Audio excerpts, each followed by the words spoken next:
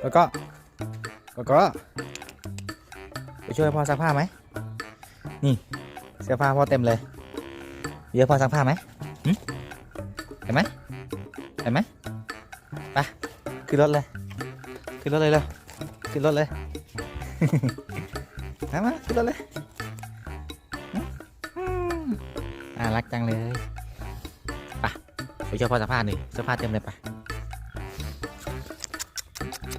ฝากกดไลค์กดติดตามด้วยนะครับ